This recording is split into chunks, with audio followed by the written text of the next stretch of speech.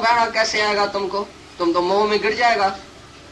जैसे दशरथ राम राम करके मर गया ना, ऐसा तुम भी राम राम करके जो जो तुम्हारा बेटा होगा उसका नाम लेके मर जाएगा। अगर ऐसा अच्छा बेटा तुम्हारा होएगा, आज्ञा में चलेगा, तो तुम्हारी सत्यानाश है। उधर भी तुम मोह निकाल नहीं सकेगा ऐसे बेटे से। तो जो नहीं चलता है तुम्हारी आज्ञा में वो भगवान है, उसको भगवान करके देखो। बोलो भगवान इधर मेरी परीक्षा ले रहा है, तुम अच्छा है, वैराग ले रहा है, हमको वैराग दे रहा है। कोई जब गाली सामने दे तो उसी दिन तुम समझो तो उसको गुरु समझना। ठोकर ही तुम्हारा गुरु है, धोखा ही तुम्हारा गुरु है। जहां जहां से ठोकर मिले, धोखा मिले, उसका पांव जाके चूमो, भाई तुम मेरा गुरु है। निंदक नेरे राखिए आंगन कुटी छबाए, कबीरा सतगुरु पाया निंदक के प्रसाद। कबीर बोलता है गुरु मेरे को मिला ही निंदक के प्रसाद से। जिसने मेरी निंदा किया, चुगली किया, द्वेष किया, मेरे को दुख दिया, वही मेरा गुरु है, जिसने मेरे को जल्दी गुरु के पास भेजा। नहीं तो तुम ऐसा इशराफ नहीं है जो गुरु के पास आएगा। अभी तुम्हारा बेटा बेटी बहुत अच्छा है, उसी के लिए ही बैठा रहेगा, उसी के लिए पाप पुण्य करेगा, कभी उसको तुम छोड़ने वाला ही नहीं है। इतने हजार जन्म तुम स्त्री बेटा ये वो करके आया, कभी छोड़ा? ये तो तुम मर गया तभी इसको लाचार छोड़ा, बाकी तो तुम जीते जी तो कभी छोड़ेगा ही नहीं। तो जीते जी तब छोड़ेगा जब तुमको उधर से ठोकर आएगी, वैराग आएगा। तो वैरागी तुम्हारा अच्छा साधन है। तो कोई भी कर्म तुमको सामने आता है ग्रस्त में, तो तुम भागो नहीं और उसके लिए कुछ उधर ही यत्न करो। सब बात का रास्ता है, तुमको निकलने का भी रास्ता है। ऐसा नहीं बोलो मैं निकल नहीं सकता हूँ, ग्रस्त बड़ा झंझट है, मैं भाग जाऊं। भागो नहीं, इधर ही जागो, कोई रास्ता लियो। सच्चे गुरु से जाके रास्ता लियो तो वो तुमको रास्ता बताएगा। जैसे कृष्ण भगवान अर्जुन को कैसे रास्ता सीधा ही सीधा बता रहा है। बोलता है मेरे को सीधा रास्ता बताओ, मैं बड़ा उलझन में आ गया हूँ। मेरे सामने ये जो अपने वाले की लड़ाई है, मैं नहीं लड़ सकता। तुम्हारा भी जब अपने वाला सामने आता है ना, तभी तुम्हारी टांगे हिलती है। कभी मोह, कभी राग, कभी द्वेष, क्या करूं कैसे करूं, तुम उलझन में आ जाता है। जब अपने वाले घर में जब जुदाई होती है, भाई भाई से जुदा होता है, बेटा बाप से जुदा होता है, तो बहुत रोता पीता है, झगड़ा जेरा करता है, कभी शांति से जुदाई नहीं होती है। वो बोलता है मेरा है हक, वो बोलता है मेरा हक है, वो बोलता है मेरी ये जमीन है, वो बोलता है मेरा है, मेरे को जास्ती चाहिए, मेरे को कमती चाहिए। लोभ और लालच, अरे भाई भाई एक ही थाली में खाया, उसको जास्ती मिला तो क्या, हमको जास्ती मिला तो क्या। तो तुम भाई भाई भी आपस में लड़ाई करेगा, सीधा सामने गाली देगा एक दूसरे को, कोर्ट में जाके लड़ेगा, ऐसी बात हो जाती है। लेकिन ज्ञान से तुम ठंडा हो जाएगा, शीतल हो जाएगा, बोलेगा क्या भी मिले, जो मेरी प्रारब्ध होगी सो मिलेगी, लाख मिलेगा, करोड़ मिलेगा, थोड़ा जास्ती मिलेगा तो क्या होगा, कल डॉक्टर आके खा जाएगा, वकील आके खा जाएगा, या बेटा जाके खराब काम करेगा तो उसमें ही पैसा लेके जाएगा। बाकी पैसे से काहे के लिए तुम दुश्मनी करता है एक दूसरे से। पैसा तो जड़ माया है, जड़ माया के लिए तुम आपस में लड़ाई करते हैं, कितनी शर्म की बात है। प्रारब्ध में तुम्हारे को विश्वास नहीं है, इसके लिए बोलता है मेरे को जास्ती चाहिए, जास्ती चाहिए। सब बोलता है, लोभ और लालच में आ जाते हैं ग्रस्त में। लेकिन जिसको ज्ञान है वो तो कुछ मांगेगा ही नहीं, बोलेगा भगवान की गति हो तो देख के जाए, नहीं तो सब लेके जाओ, मेरे को शांति चाहिए। तो आप ही भगवान उसको देता है। सब का भगवान ने पहले से ही प्लान बना दिया है। God has a plan for you, who can be against you. तुम्हारे लिए भगवान ने पहले ही प्लान बना दिया, तुम्हारी प्रारब्ध बना दिया। तुम संतोष में रहो, शांति में रहो, भगवान तुमको छोड़ेगा नहीं। खाना पीना कपड़ा और 6 फुट जमीन सबको बांधेला है भगवान देने के लिए। बाकी जास्ती क्या चाहिए, जास्ती चाहिए ऐश ऐशरत के लिए, उसके लिए तुम पाप पुण्य करते हैं। बाकी तो ज्ञानी तो हमेशा संतोष में रहता है। तो सामने मतलब इसका बात क्या है, भाई तुम खितरी है, तुम सोल्जर है, तुमको अपने देश के लिए डिफेंस में जरूर लड़ाई करने की है, ये तुम्हारा धर्म है खितरी का। तो तुम अपने धर्म से क्यों गिर रहा है? तो इधर धर्म याद करा के और उसको लड़ाई के लिए तैयार करता है भगवान। तो मौत है तुम्हारे लिए, ऐसी निंदा से तुमको मरना चाहिए। जब भी तुम ग्रस्त में रहते हैं या दुनिया में रहते हैं और शुद्ध कर्म नहीं करते हैं, अशुद्ध कर्म करते हैं, पाप में जाते हैं, या डर के जैसे गृहस्थी है, शादी करके आया, बच्चा पैदा किया, अभी वो अपना धर्म छोड़ के बोलता है मैं तो सन्यासी होता हूँ। अरे भाई तुमने शादी किया है, बच्चा किया है, घर बार किया है, तुम उसको छोड़ के क्योंकि मेरे को कमाना पड़ता है, क्योंकि मैंने दिवाला निकाला है, क्योंकि मैंने पाप कर्म किया, जेल में मैं जाता हूँ, क्योंकि ऐसी बात होती है, इसी से डर के मारे मैं भाग के सन्यासी होता हूँ। तो ये गृहस्थ धर्म से जो भागा सन्यासी हुआ वो भी अधर्मी है, वो भी धर्म से गिरा समझो। उसकी बहुत निंदा होएगी इधर, भाई घर बार छोड़ के चला गया, भाई तुमको भगवान इधर नहीं मिलता था क्या, शादी क्यों किया, बच्चा क्यों किया, अगर किया है तो पूरा उसका फर्ज निभा के उधर ही मर्यादा करके ऊपर चढ़ो। जहाँ जहाँ तुम रहता है, जो जो तुमको मिला है उसी को छोड़ने का नहीं है। क्षत्रिय है तो क्षत्रिय का धर्म पूरा करो, गृहस्थी है तो गृहस्थी का धर्म पूरा करके पीछे ऊपर चढ़ो, लेकिन भागो नहीं।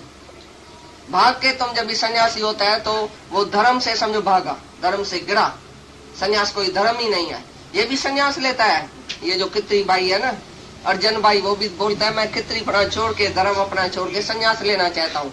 ऐसे तुम गृहस्थ में भी डर के और सन्यास लेना चाहता है, भागना सब चाहता है, लेकिन भगवान बोलता है भागो नहीं, इधर ही सामने लड़ाई करो। जो भी सामने कर्म आता है उसको सामने पूरा करो, ऊपर चढ़ो उधर से। ऐसी तरह से बोल रहा है तुम धर्म से गिरता है, तुम्हारी गिला होती है। तुम भी दुनिया में रह के, गृहस्थ में रह के अगर कोई भी रंग कर्म करता है, अपने धर्म फर्ज से तुम गिरता है, घर में ही रह के भी कोई धर्म सामने आया, कोई बात सामने आई, तुम उसी से गिरता है समझो, रंग कर्म करता है, पूरा इंसाफ नहीं करता है, तो भी समझो तुम धर्म से गया और तुम्हारी बहुत निंदा होगी। भाई फलाना देखो ऐसा करता है, फलाना ऐसा करता है। तुम्हारी अगर दुनिया में रह के निंदा है तो समझो उसी से मौत अच्छा है। एक ज्ञानी की निंदा होती है, ब्रह्म ज्ञानी की निंदा होती है, और दूसरी अज्ञानी की निंदा होती है। ब्रह्म ज्ञानी की निंदा क्यों है? भाई वो मर्यादा से जब ऊपर चढ़ता है तो घर वाला, पाड़े वाला, दुनिया वाला बोलता है अरे क्या करता है भाई, इसने धर्म छोड़ दिया, ठिकाने में नहीं जाता है, मंदिर में नहीं जाता है, हाथ नहीं जोड़ता है, पाँव नहीं पड़ता है, मूर्ति पूजा नहीं करता है, ठाकुर की पूजा नहीं करता है, सुबह को सवेर क्यों नहीं उठता है, भक्ति क्यों नहीं करता है, दान क्यों नहीं करता है, पुण्य क्यों नहीं करता है, इसलिए उसकी गिला है।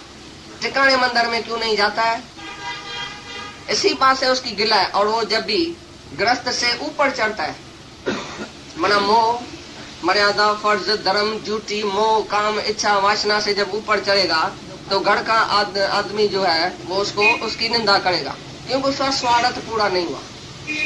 जब वो अपने परमात्मा के तरफ जाता है, अपनी समाधि में लीन होना चाहता है, तो गृहस्थ वाले सब उसको पकड़ेंगे, दुनिया वाले भी पकड़ेंगे। भाई पहले जैसे तुम रहता था अज्ञान में, ऐसा अभी भी रहो ना।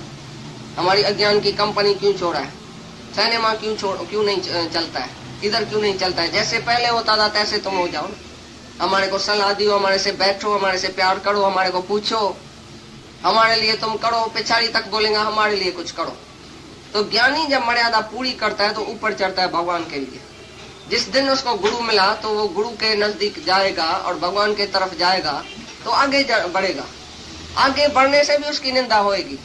गुरु नानक के घर वाले ने उसको पहचाना, उसके बाप ने कितनी गाली दिया है। गुरु नानक ने कौन सा दुनिया में पाप किया था जो इतनी गाली खाया, बाप की गाली खाया, बेटे की गाली खाया, औरत की गाली खाया। जब औरत को और बच्चे को छोड़ के सारी दुनिया को जाके भगवान का भजन कराया, तभी औरत और बच्चे ने बोला है तो तुमने शादी क्यों किया। गुरु नानक साहब को भी ऐसा बोला है, भाई जब तुमने शादी किया, बच्चा किया, तो तुम्हारा काम है फर्ज धर्म पूरा करना। लेकिन जो भगवान के फर्ज में जाता है उसके लिए कोई दोष नहीं है, उसने बड़े में बड़ा फर्ज पूरा कर दिया। जिस दिन अपने आत्मा को जाना, परमात्मा को जाना, भगवान के लिए उसने साधन शुरू किया, उसी दिन से अगर वो फर्ज धर्म छोड़ के और भगवान के तरफ जाता है तो उसी के ऊपर पाप नहीं है। बाकी दुनिया में रह के अज्ञानी होके तुम रहे पड़े है, जब भी गृहस्थ में, संन्यास में, जैसे भी वर्ण आश्रम में रहे पड़े है, तुम फर्ज को छोड़ता है तो तुम गिरता है। उधर अगर तुम्हारी निंदा है तो तुम्हारे लिए मौत अच्छा है। फकत भगवान के तरफ जब भी तुम्हारी निंदा होती है, वो निंदा नहीं है, वो प्रशंसा है तुम्हारी, वो छिपी हुई प्रशंसा है। भगवान तुम्हारी निंदा करा के तुम्हारी परीक्षा लेता है। जब तुम लोकारित छोड़ेगा, दुनिया की लोक लाज छोड़ेगा, तभी तुम्हारी निंदा नहीं होगी। तो ये ज्ञानी की भी निंदा होती है, लेकिन ये इसको बोलता है तुम फर्ज धर्म से गिर रहा है, इसके लिए तुम्हारी निंदा होगी। जब तुम दुनिया में गृहस्थ में रवाजी आदमी होके रहता है, तभी तुमको बहुत मर्यादा अच्छी तरह से करनी की। फर्ज धर्म ड्यूटी मर्यादा जैसे लिखी गई है शास्त्र में, तैसे तुमको करने की। अगर तुम उसी धर्म से गिरता है और तुम्हारी निंदा होती है तो उसके लिए बराबर मौत अच्छा है। तुमने बात समझी या नहीं, बताओ, सब बोलो अभी क्या। अवतारों की भी निंदा हुई है। क्यों निंदा हुई है? क्योंकि जिसका उसी से जो नाता था, संबंध था, उसका संबंध अभी रहा ही नहीं। माना जो उसी में जो रखता था स्वार्थ वो पूरा नहीं करता है ज्ञानी, वो जाके भगवान के तरफ हुआ तो घर वालों का स्वार्थ नहीं पूरा हुआ तो जरूर निंदा होगी। तो ज्ञानी की भी निंदा होती है, लेकिन वो निंदा प्रशंसा के समय माया के लिए ही विस्तार है, उसमें माया का ही विस्तार है। इसके लिए हे अर्जुन तुम असंसारी बनो। संसार के विषय में सब बातें हैं और कर्म कांड उपासना ये सब कराएगा। द्वैत की भक्ति और कर्म कांड भी द्वैत में ही होएगा। फल की इच्छा और अहंकार से जो भी कर्म तुम करता है, चाहे सोना कर्म करो, बहुत अच्छा कर्म करो, तो भी तुम सोने पिंजरे में आएगा। एक दिन एक संत पंडित था, वो जाके एक जगह कथा करता था, बीच बीच में सबको बोलता था भाई माई जी राम कहो बंधन छूटे, राम कहो बंधन छूटे। सब आदमी बोलता था राम कहो बंधन छूटे। तो उधर रानी भी एक आती थी सत्संग सुनने के लिए, वो एक पिंजरे में तोता लेके आके उधर टांगती थी। तो पिंजरे से तोता बोलता था यूं मत कहो रे पंडित झूठे, ये पंडित झूठा है, ऐसा मत कहना, पंडित झूठे है। राम कहो भाई बंधन छूटे, बंधन कैसा छूटेगा राम कहने से, रोचक वचन उसकी बात है। तो तोता बोलता था यूं मत कहो पंडित झूठे। पंडित बेचारा बड़ा हैरान, भाई ये तो मेरी निंदा करता है अभी तोता, मैं क्या करूं। एक दिन एक ब्रह्म ज्ञानी के पास गया,